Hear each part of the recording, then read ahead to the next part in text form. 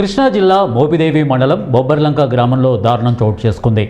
కోనేరు మాధవికి చెందిన పొలం దగ్గర ఉన్న షెడ్డుకు నిప్పంటించి సుమారు 1500 ఎదురు వాసాల ప్రత్యర్థులు దగ్ధం చేశారు.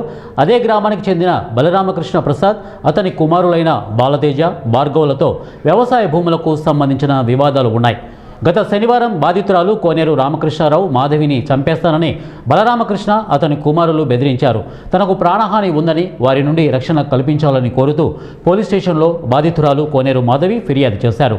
బాధితురాలు కోనేరు మాధవి పోలీస్ స్టేషన్లో ఫిర్యాదు చేయడంతో ఆగ్రహించిన బలరామకృష్ణ, అతని కుమారులు కలిసి కోనేరు రామకృష్ణారావు మాధవి పొలంలోని 1500 ఎదురు వాసాలను, షెడ్డును, విద్యుత్ వైర్లు తగలబెట్టి ట్రాన్స్ఫార్మర్ను ధ్వంసం చేశారు.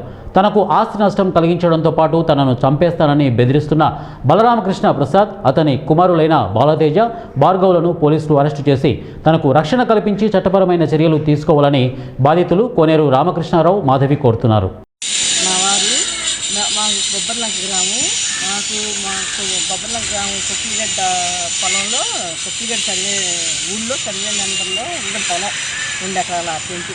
దాన్ని మేము వేరే పని ఏం లేదు, మాకు వ్యవసాయ పనులు చేసుకుంటూ ఉంటాం మా చేలో మేము.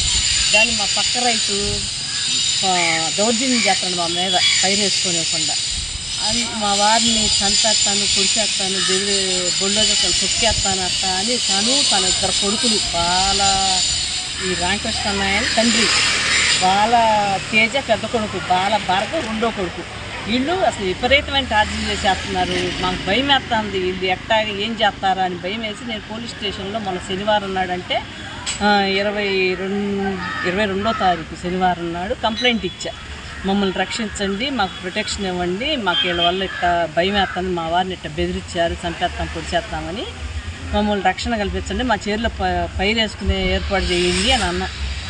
దానికి అది మనసులో పెట్టుకుని వీళ్ళు రాత్రి మా చేలో షెడ్ ఉంటుంది, షెడ్కి వాసాలు, షెడ్లో మోటార్ సామాను, ఇంకా వ్యవసాయ పనిముట్లు అవి ఉంటాయి, ఇవన్నీ కలిపి తగలేసేసారు రాత్రి. మొత్తం ఒక్క వస్తువు లేదు అక్కడ. 1000 వాసాలు, ఇక సామాను ఏంటి, పవర్ స్పేర్లు, మోటార్ సంబంధించిన అన్నీ, కరెంటు మోటార్తో సహా మొత్తం అంటించేశారు. అందుకని పోలీస్ స్టేషన్లో దగ్గర 3 లక్షల రూపాయల ఆస్తి నష్టపరిచారు.